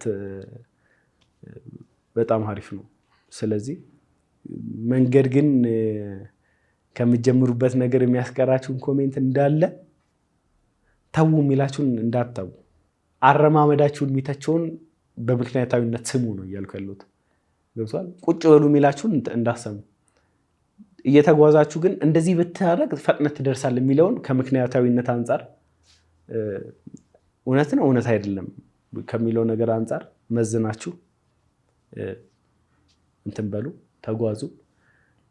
በዙሪያ እንዳልኩ ነው ቻሌንጁ ይሄ ነው። አንደኛ እዛው አለመቅረት፣ ሁለተኛ ደግሞ በዙሪያችሁ ያላችሁ ሰዎች እና ኮሜንት ላይ ያሉ ሰዎች ስትሰሙ ምክንያታዊ ሆናችሁ ስሙ። ኢሞሽናል ከሆናችሁ የምር ልትጎዱ ትችላላችሁ። አይ ልመለስ እባክህ ምናምን የኔ መንገድ አይደለም ልትሉ ትችላላችሁ። እንደገና ደግሞ ውጤት ደግሞ ከአንዳንድ ላይ መጣ ይችላል። ባምቡ ትሪ ታውቃለህ? 5 ዓመት ትንሽዬ ነው የሚያድገው። ከዛ በ6 በምናምን ሳምንታት ውስጥ ግን በላይ ስንት 5 ሜትር ምናምን ይተኮሳል። እና የእናንተ መቼ ማምለጫችሁ ታይም እንደሆነ አታውቁም። ስለዚህ እንዳታቋርጡ። ገብቷል? ያ ነው ቻሌንጁ አለ ስቲል። ግን ጎበዝ የሆናችሁ የምትፈልጉበትን ነገር ፈልጉና ሲጀምሩት ባሰባችሁት አይምራችሁ ውስጥ ባላችሁት ልክ ጎበዝ ላትሆኑ ትችላላችሁ። ግን እንዳትቆሙ። ዋንዴ አይምራችሁ ውስጥ እንደዚህ ሆናለሁ ከምትሉት በላይ ራሳችሁን አግኝታችሁ ልነቁ ትችላላችሁ። ሁልጊዜ ግን ተጓዙ። እንደዛ መቆም የለም፣ ወደፊት መቆም የለም። በቃ እንደውም ብዙ ሰውን እኮ አፕሪሼት እየተደረገ ነው አሁን ኮንቴንት እንዲሰራ ምናምን። ግን ምን አይነት ኮንቴንት ስራ የሚለው ነገር ላይ ያው ኢንዲቪጁዋሊ ስለማይታወቁ ሰዎችም የሚፈልጉትም ላይነገራቸው ይችላል። ውስጣቸው ያለውን ነገር ግን ሁልጊዜ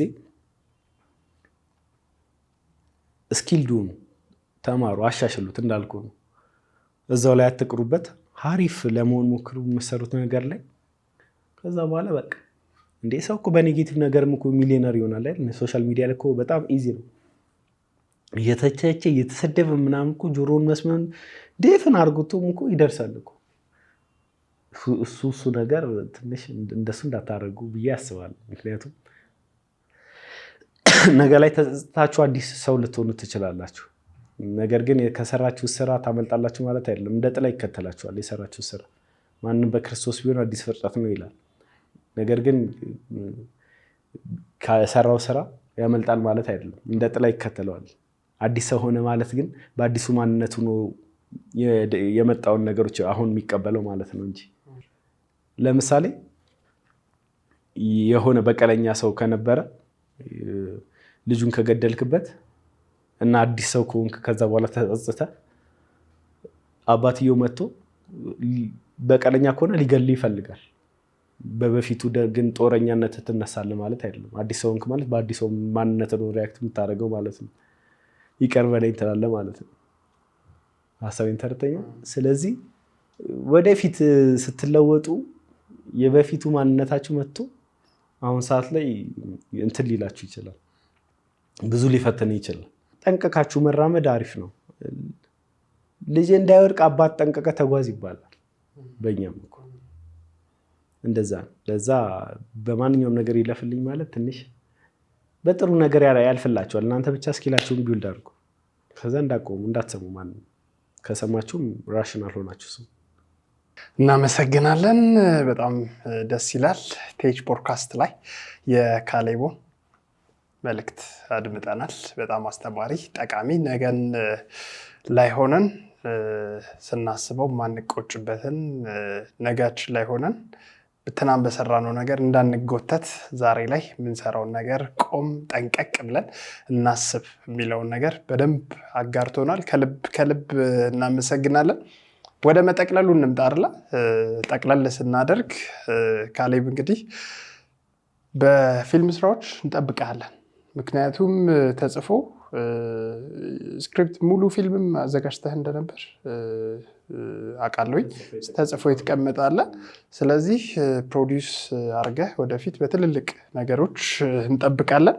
መጽሐፉም ታትሞ አሁንም ኧረ ናይስ፣ በጣም አሪፍ ተጠናቋል። የግጥም ስራ ነው ወይስ? የግጥም ስራ ቆየ እኮ ቲክቶክ ሳልጀምር የተጠናቀቀ ነው። ለቲኤች ፖድካስት ቤተሰቦች አንዷን ስንት ላይ ፔጅ 42 ላይ ያለቻን አንድ ፔጁን አልተወሰነም። እሺ ግን እንደው ለቅምሻ የሚሆን ነገር በጉጉት እኛም እንጠብቀዋለን። አንድ እናስቸግረው አይደለ? እኛን ሽራፊ ይላል ቁመቱ የሚረዝም ኮዳ የሚለቅም ከየመንደር ሲዞር የልጅነት መዝሙር ያመለጠው ሕፃን ጓደኛው ከጎኑ ተሸክሙ ሚዛን በወጉ ሳይነጋ እንጀራን ፍለጋ ሲባትሉ እያየው ይኸው ዝም ብያለሁ። ከየሰው ውፍረት ከየሰው ድቀት ሳንቲም የሚለቅም ልብሶ የነተበ አቧራ የሚቅም የጓደኛው ጀርባ አላዘለም ቦርሳ ማዳበሪያን እንጂ ሰብስቦ የሚይዝ ኮዳ የተነሳ ይኸው ይታዩኛል ግንባር ቀደም ሆነው ከድህነት ጎሳ ከሰው ወጥተው በሰው ከክብር በንነው ከውሻ ተቧክሰው በለጋነት ዕድሜ ከብረት ጠጥረው ሲባትሉ እያየው ይኸው ዝም ብያለሁ። ደግሞም ልዘን እንጂ እኔው ልምጠት ከንፈር በነፃ መሽቀርቀር መቼ ያውቄበት ውብ ቪላ ሳላገኝ በጥላ መደሰት ሲኒማ ሳልገባ አላፊ አግዳሚውን በፈገግታ ማየት ያለ ሆቴል ማዕድ ያለ ካፌ ዲዘርት ተሻምቶ መፈንደቅ በሰዎች ትራፊ አልተማርንም እንጂ ከነሱ በሰፊ ሙሉ ብንመስልም እኛው ነን ሸራፊ።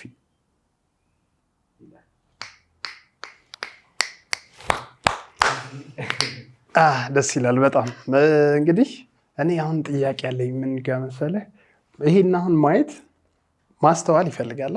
ይገርማል። ይህ ግጥም እንዴት ነበር? ደስ ይላል። ይህን ግጥም የጻፈው 12 ሰዓት ላይ ተነስቼ ነው ባስ መሰለፈው። ጀሞ ነበር የምኖረው፣ ማርኬቲንግ የተማርኩ ነው።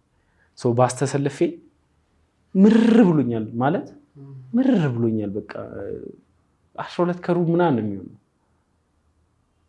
ከፊት ለፊት እየተሳሳቁ አንደኛው ሚዛን ይዞ አንደኛው ኮዳ የሚለቅም ልጅ ጩጪ የደቡብ ልጆች ምናምን ይመጣሉ እየተሳሳቁ እየተላፉ ምናምን። ከዛ ውሻ ያባራቸዋል ምናምን እነሱ ልጆች ገብቷል። እኛን እንጂ እኛ የሆነ ነገር ካልበላን ያለ ቪላ ቤት ያለ ምናምን አንደሰት። እነሱ ጥላ ጋር ቁጭ ጥላ ስላገኙ ይደሰታሉ። እኔ እዛ አማራለሁ። ብዙ ነገር እኮ እንትን ብሎልኛል እኮ ገብቷል። ተነስቼ ቁርሴን እበላለሁ። እነሱ ቁርስ ጋራንቲ አይደለም። ቤት አለኝ የተከራየሁት የሆነ ጠባብን ቤት ቢሆን ተነስቼ ይገባለሁ። ገብቷል። የሚያስደስተኝን ነገር ትንሽ ገፋ እናደርገዋለን እና እናማርራለን። እነሱ ናቸው እስቲ ከዛ እንዲያዩዋቸው ነው። እዛው ነው በስልክ የጻፍኩት። እንደዚህ እንዴት ነው ሲያስቀኑ ደስታቸው ምናምን ብዬ ከየሰው ድቀት ከየሰው ከ8 ሳንቲም የሚለቅም ምናምን ይላል። እነሱ እንደዛ የሰው እየመዘኑ ሳንቲም እየለቀሙ ከውሻ ተቧክሰው እንደገና ከብረት ጠጥረው እንደዛ አይነት ደስታ ነው ያገኛሉ። ገና ህፃን ነው እኮ በለጋነት እድሜያቸው። ጓደኞቻቸው እኮ በዛ እየተማሩ ነው። ማስተዋል ይጠይቃል። ያው በእውቀቱ ስዩም ይላል እኮ ግጥም የህያው ስሜቶች ምስክርነት ነው ይላል። ለአያቶቻችን ከመለኮት ጋር የሚያገናኝ መንሰላል፣ ለአባቶቻችን የአብዮትን ሰይፍ የሚሞርድ ሞረድ፣ ለእኛ ደግሞ ፍለጋ ነው ይላል። እንግዲህ ፈላጊዎች ነው፣ እንፈልጋለን ከየሰው ፊት ከየሰው ህይወት ከኛ ህይወት እንፈልጋለን። አራውራ አረጋጣች ፍለጋው አያልቅም። ፍለጋው አያልቅም። ዲፒሽን እንዴ ፍለጋው አያልቅም የሚል ከህንድ ህንዳዊ አይደለ? በጣም ደስ ይላል። ያው አስተውለውት አካባቢን ማየት በደንብ ወደ ውስጥ መመልከት ይፈልጋል። ከዛ እኔ እንደውም አንዳንዴ ግርም ይለኛል ቃላቶቹ እንዴት ነው የሚሰካኩት፣ እንትኑን ሳይስት የቱ ጋር ስክትክት ይላሉ የሚለው በደንብ እነዚህ ጸሐፊያን ጋር በጣም ማደንቀው ነገር ነው። እንዲህ ደግሞ ወጣቶች ደግሞ እንዲህ በደንብ ስታስተውሉ በደንብ ስታዩ እንዲህ ማህበራዊ ህጸጾቻችንን የምናክምበት አንዱ መንገድ ያው ኪነ ጥበብ ነውና እንድናድግ እንድንሻሻል ያለንን ነገር እንድናውቅ ታሪካችንን በደንብ አድርገን እንድንሰንድ ከሚያግዙ ነገሮች ውስጥ አንዱ እንግዲህ የስነ ጽሁፍ ላይ ያለን ነገር ሲበረታ ይበልጥ ብዙ ነገሮችን የመንገር የማስተላለፍ አቅም አለና አሁን በምናብ ያንን ታሪክ ጀሞ ላይ የገጠመህን ነገር ባስ ላይ ቆመ በልዩ ሁኔታ እንግዲህ ክሽን አድርገህ አስቀምጣታል እና ይህንም ብተርከው ስንት ፔጅ ሊወጣው ይችል ነበር። ግን ጥበብ ምጥን ክሽን ተደርጋ ሲሆን ሰው ልብም ውስጥ የመቅረት የመቆየት አቅም አለው እና በርታልን። ያው ቅምሻው ደርሶናል። ቲኤች ፖድካስቶች እናመሰግናለን። እድለኞች ነን። ደግሞ ወደፊት ደግሞ ሰፋ ያለውን ሙሉ ታትሞ ሲወጣ እኛም እናነባለን፣ ለአድማጮቻችን እንጋብዛለን። ከዛም ጋር በተያያዘ ደግሞ የምናገኘም ነው። አጠፋማ ቲኤች ፖድካስት ሁሌ ይፈልጋል እንዲህ አይነት አሳቢዎችና አሰላሳዮችን እንፈልጋለን። በጣም እንዴ በደስታ ብዙ ሰው እንደ ቀልደኛ ነበር የሚያየኝና አሁን እንደዚህ እንትን ሲባል ደስ ይላል። ሰላም ቤተሰቦች እንዴት ናችሁ? የምንገኘው በአያት አካባቢ በሚገኘው የመቄዶንያን ዋና ማዕከል ነው።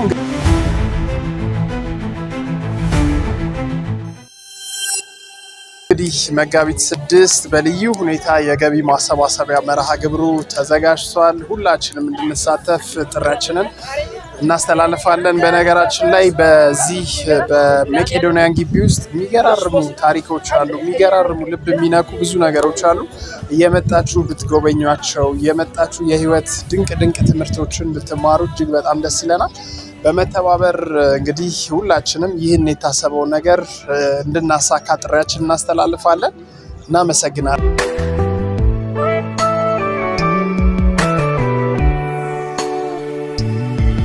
አባት እናቴ እህት ወንድሜ ጭንቁ በርትቶ ውድ ወገኔ እጅ አጥሮታቶ ስለምን ያልፋል ሞትን በአጭር ጊዜ ትርፋማ የሚሆኑበት አዋጭ ቢዝነስ እድል የወረቀት ዘንቢሎች፣ ነን ወቨን ባጎችና ሌሎችም የቁሳቁስ መያዣዎችን በማምረት አትራፊ የሚሆኑበት ታላቅ እድል በሮን እያንኳኳ ነው። ልብ ይበሉ፣ ከጥር 23 ጀምሮ በየትኛውም ቦታ ፌስታል መጠቀም በሕግ ያስቀጣል። አዲስ እይታ ቢዝነስ አማካሪ፣ አድራሻ ሜክሲኮ ኬኬር ህንፃ ሁለተኛ ፎቅ ቢሮ ቁጥር 227 ስልክ 0978 21 21 21 ህልሞን እንተገብራለን። አዲስ እይታ 10 ዓመታት በስኬት። ካሌቦ ግን ከዚህ ባለፈ ኮንፊደንስ ላይ በቃ አሪፍ ላይ ትመስላለህ። እስኪ ንገረን ሚስጥሩ። መኖር እኮ ማሸነፍ ነው። ይህንን እኮ እድል ያላገኙ ብዙ ህይወትን አሸንፈው የነበሩ ሰዎች አሉ። አሁን ከአፈር በታቸው ነው። መኖር ማሸነፍ ነው። ደስ የሚል በእውቀቱ ግጥም አለ፣ ብዙ ቦታ አለው። ሐውልቴ ገናና የሚል እኔን የሚዘክር ሐውልት እንደምቀርጹ ገጽ የለም የምትስሉ ታሪኬ ሲጨመቅ ይሄ ነው ምስሉ። የተረፈረፉ የቢራ ጠርሙሶች፣ ነዋያተ ሱሶች፣ ካፌ ላይ ተነስተው የሚያርጉ ጭሶች፣ በወጥ የተኳሉ ሰፋፊ ዳታኖች። አሜን አሜን አሜን ይሁን ሐውልቴ ገናና፣ ቀመር ባልፈለሰፋ አገር ባላቀና፣ ኖሮ ማለፍ ብቻ ጀግንነት ነውና ይላል። ኖሮ ማለፍ ጀግንነት ነው። የሆነ ሜትሪክስ አለን፣ መስፈርቶች አለን።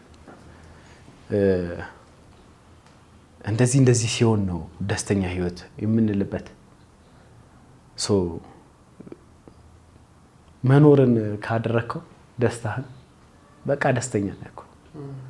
ስብሐት እኮ ይላል ነገ ጠዋት እኮ ስትነሳ ልትሞት ትችል ነበር። ተመስገን ማለት ገብቶሃል? አመስጋኝ የምትሆነው መኖርን ማሸነፍ ስታደርግ ነው። ከሱ ባለፈ ወደ እምነቱ የሆነ ነገር ትመጣለህ። ከኖርክ ደግሞ እንዴት መሆን ኑር። ክርስቲያን ነኝ ካልክ የክርስቶስን ህይወት መኖር እሱ ደስተኛ ያደርጋል ትላለህ። እንደ ሰው ነው አሁን እኔ ያወራሁት።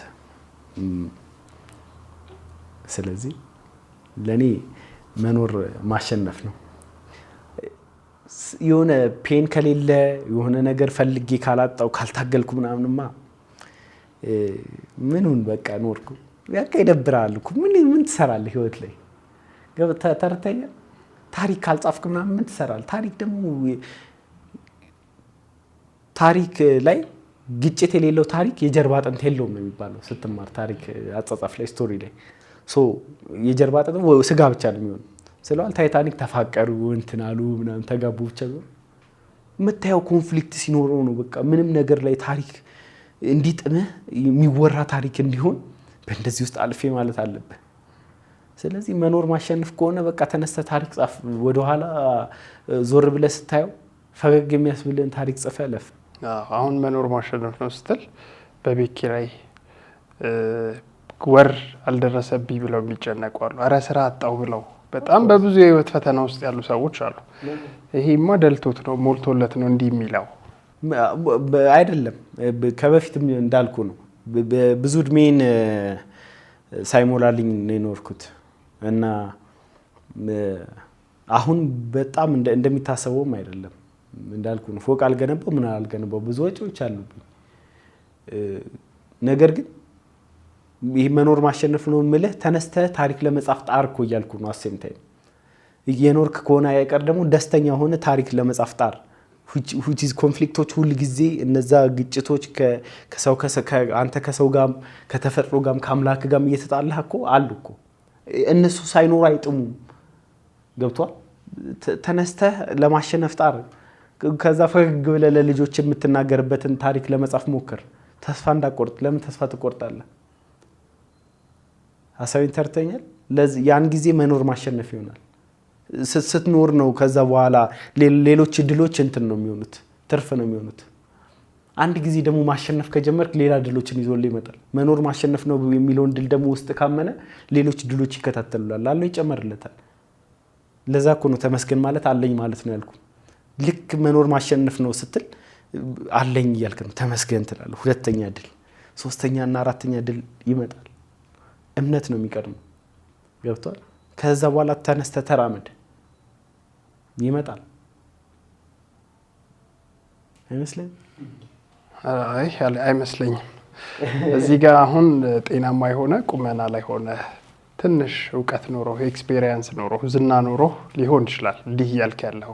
በጤና መጉደል ውስጥ ያሉ ኢንተርቪው አታረገኝም ነበር እኮ ያኔ። ተስፋ እንደዛ መኖር ማሸነፍ ነው የሚለውን አቲቲዩድን ይዤ ተመስገን እያልኩኝ ባጣው ሰዓት ፌመስ ሳልሆን ህልሜን ብቻ በያዝኩበት ሰዓት ላይ አሁንም አልደረስኩም። እንደዚህ እኮ አትጠይቀኝም ነበር። እንደዚህ ብትጠይቀኝና እንደዛ ብናገር አይ ከንቱ ህልመኛ ትለኛል። እዚህ ጋር ደረስክ ብለህም ደግሞ አንተ አፕሩቭ አድርገህኝም ደግሞ ይሄኛውን አስተሳሰቤን ብናገር ደግሞ አይ ስለደረስክ ነው ትለኛለህ። ለዚህ ነው በምክንያታዊነት በዙሪያችሁ ባለውም ሰው ቢሆን በምክንያታዊነት ብቻ ስሙ። ኔጌቲቭ የሚሆን ፖዚቲቭ ግን በምክንያታዊነት ብቻ ስሙ ያልኩት ይሄ ነው ምክንያቴ። ሳልደርስ በፊት አታመጣኝም ነበር እዚህ ጋር። ከደረስኩ በኋላ ስለደረስኩ ነው ትለኛለህ ሐሳቤ። ገብቶሃል? ስለዚህ ሁሉ ጊዜ እናንተ የምታሸንፉበትን ታሪክ የምትፈጥሩበትን የአእምሮ ማይንድ ሴት ያዙ። ዊን ኢዝ አ ዊን አት ዘ ኤንድ ኦፍ ዘ ዴይ። ግን ከወደቃችሁ ምናልባት ብትወድቁ እንኳን የማሸነፍ ማይንድ ሴት ውስጥ እንድገቡ ነው የኔን ሼር ያደረኩት። እኔ በወድቀ ራሱ መኖር ማሸነፍ ነው። ኢትስ ኦኬ። እንደ ሶሻል ሚዲያ ውስጥ እንትና አለው ካሌብ እንደዚህ ፕሮሞሽን እየሰራ ነው ምናምን ተብሎ በጣም ገንዘብ አጥፊ ስለነበርኩ ዜሮ የቀረውበት ብዙ የሆነ ሞመንት ነበር። ተነስቼ ደግሞ ላይም የደረስኩበት አለ። ገብቶሃል? which is የሆነ ነገሮች የማያሳስቡ ላይ የደረስኩበት። ከዛ የቤት ኪራይ ደግሞ ያሳሰበኝ ጊዜ ከመኖር ከዛ አሁን ሰዓት ላይ በቃ እየሰራው ነው ወደ አልኩበት ሞመንት የመጣውበት አለ። ገብቷል? አግኝቼ ያጣውበት ሞመንት አለ ነው ማለት። ያን ሰዓትም ግን በቃ አይምሮዬ መኖር ማሸነፍ ነው። ስለዚህ ከኖርኩ አይቀር በቃ ለውሃይ ነው ተመልሼ አሁን እኮ ወደ ኋላ በካሜራ ላይ የማይወራ ታሪክ ስለሆነ እና እንዴ ከዛ በኋላ ብዙ ማሸነፍበት ታሪክ ይኖራል፣ ብዙ ወድቅበት ታሪክ ይኖራል። በብዙ ውድቀቶቼ ውስጥ ደግሞ የሚወራ ታሪክ ይኖረኛል። ሐሳቤን ተረተኛል። ለዛው ስለማልቀር ከኖርኩ አይቀር አሸንፈዋለሁ። እግዚአብሔር እስትንፋሱን ብቻ ያድለኝ እንጂ አሸንፌ ለምስጋናው እንደምበቃ ተስፋ አደርጋለሁ። እሺ ጥሩ ኮርኩራ ነው አላ በጣም አሪፍ።